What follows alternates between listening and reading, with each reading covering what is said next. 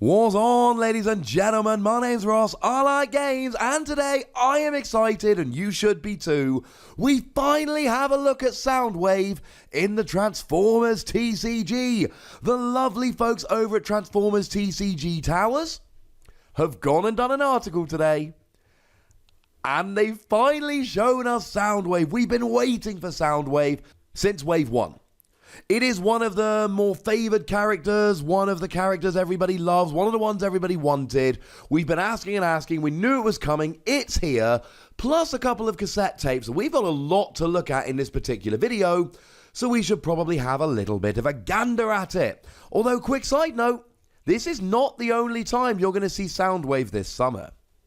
So if we start off having a look at Major Soundwave then, because he is really the highlight here, it is an 11-star uncommon character. Now that's really nice because, of course, a lot of people are going to want to play this, and the cassette tapes are common. This is going to be not the most difficult character to get hold of, which is lovely. 11 stars is very expensive, but then again, it's really not that bad when we see from the cassettes in a moment. Spy patrols, as it were. And the stats are really good. Defense of 2 in either mode is quite nice. It's pretty much average, but it's still good. Attack of 4 is fine, but 6 is great. Really, really great. It's 50% more than average. I mean, sure, you've got stuff out there like Optimus Prime Battlefield Legend, which has 8, but it's also a 13-star character, and it doesn't have all the utility that Soundwave has, so make no mistake about it, we're not upset. And then you got a health of 15. Health of 15 is huge, ladies and gentlemen. Health of 15 is gigantic. It's more than Optimus Prime. Okay, fine, it's not quite as high as Nemesis Prime, but make no mistake about it, the stats here are extremely high. So that makes us happy. What about the skills? Well, they're all about the spy patrols. So let's be clear. First of all, Soundwave is an 11-star character with good stats. You can play it in other decks, and it's a specialist, more on that later. But really, if you want to make the most of it, you need your spy patrols. When you are in alt mode, each of your spy patrols has +1 defense. Now this is awkward, because the stats are better in bot mode. They're exactly the same, except you get an extra 2 attack. So make no mistake about it, you're going to want to be in bot mode most of the time. But then again, there's nothing to stop you staying in alt mode until you're ready to attack, and then flipping and attacking to give a little bit of extra bulk to your spy patrols. But it's the bot mode that really makes me happy here. When this attacks, you untap each of your spy patrols. So you use them, whether that's attacking or using a tap ability, and then you attack with Major Soundwave last, and then you get extra attacks. It's kind of like, instead of playing a 3-character deck, you're playing a 5-character deck. Now, you're only playing a 5-character deck if you are willing to attack with Soundwave last, and assuming that your spy patrols don't get KO'd too early. Because it doesn't matter if you untap them if they're already dead. So let's have a look at the spy patrol, shall we? Starting off, Raider Laserbeak. It is a 5-cost common, they both are. And it's one of them, they're tiny cards, by which I mean a physically small card. And the stats are similarly pretty bad. Health of 9, it's not great. Although I suppose a 5-cost is actually quite good. Attack of 0 or 2 is not great. I mean, 0 is clearly terrible. But attack of 2 on a 5-cost isn't offensive. But we like the defense. The defense is either 2 or 1, bearing in mind we'd expect an 8-cost to have 2. And remember, it's a spy patrol no matter which mode it's in, so Soundwave is going to be giving it +1 defense when it's in alt mode. So if you're looking at this as a character that has a defense of 3, or has attack of 2, defense of 2 as a 5-cost, that's not too bad. And it's got some really nice skills here as well. In alt mode, when you flip to this mode, draw a card, and then scrap a card from your hand. This is alright as far as it goes. It's fine. It's draw. Now, it doesn't give you a card advantage. You draw one, discard one. But crucially, you draw and then you discard. So if you don't like the one you drew, you can discard that rather than having to discard one that was there in order to draw a card. Now, it's when you flip to alt mode, so you've got to get into bot mode and then back into alt mode, and you've got 9 health and all of that. It's a nice little bonus. But then the bot mode here is really exciting. It's got Pierce 2. Pierce 2 guarantees 2 damage. So now you're sitting there with a defense of 1, but 2 if you've got Soundwave in alt mode. But you're doing at least 2 damage, minimum 2 damage, which means that your opponent can't do the whole, you've got an attack of 2, I've got a decent defense, you go down trick. Your opponent has got to respect the fact that you're actually going to be able to go after them here. You're going to get some damage on the board. No, probably not a huge amount of damage, but as long as you're getting some damage on the board, I'm all right with that. As a 5-cost character, which really is being played as a helper for Soundwave, just being able to get a bit of damage on the board is pretty good, and you can draw a card. I like this very much. And then, of course, we've got a tap ability on here as well. Maybe you don't want to attack and get the Pierce 2. Well, you tap, and you can play a secret action. You get to play an extra card. Now you are essentially giving up an attack to do so, but as we've already seen from Soundwave here, you can essentially tap this, use the ability, attack with Soundwave, untap it, and then go ahead and attack anyway. But you get to play an extra secret action. The problem is we don't know very much about secret actions. As it stands at the moment, we have seen exactly 1 secret action from Wave 3. We assume there's more, but as it stands at the moment, we've seen 1. It is Battlefield Report. Now, a secret action, you play it on your turn, and at the end of your opponent's next turn, it gets discarded, scrapped. And it's either been used or it hasn't, which I suppose is a fairly obvious comment. There is a reveal trigger, and when revealed, it does something. So Battlefield Report, it gets revealed when one of your characters defends. So if your opponent attacks, remembering that attacking is not optional, they could just have Micromasters and use the tap abilities, but otherwise they're attacking. And when it's revealed, you draw 2 cards and put a card from your hand on top of your deck. We're probably going to get more, and you've got to have a secret action in your hand in order to be able to actually use this tap ability.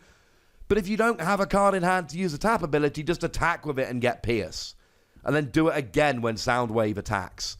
This looks fun. And then we get to Raider Ravage. Now, bad news, you've got a health of 7, which is pretty bad. But good news, in bot mode, you've got an attack of 3. And in alt mode, you got a defense of 3. Now, defense of 3 is actually above average. Adding in a Soundwave here, you end up with a defense of 4. Defense of 4 is high. It's double the average of an 8 cost on a 5 cost. And there is a potential here that you just leave it there and go, you can't KO me, I'm fine. Now, as I always mention, you are vulnerable to Pierce here. And you're also vulnerable to cheeky damage, so if your opponent starts dropping stuff like Bolt of Lightning, that's going to go very badly very quickly, because high defense, low health, like I say, cheeky damage and Pierce does go wrong. But if they're just attacking normally, defense of 4 is great. And then you got attack of 3. Attack of 3 isn't brilliant, but if you think about it as a 5-star character that's really just there to support you, and now it's got a decent attack, I can be alright with this.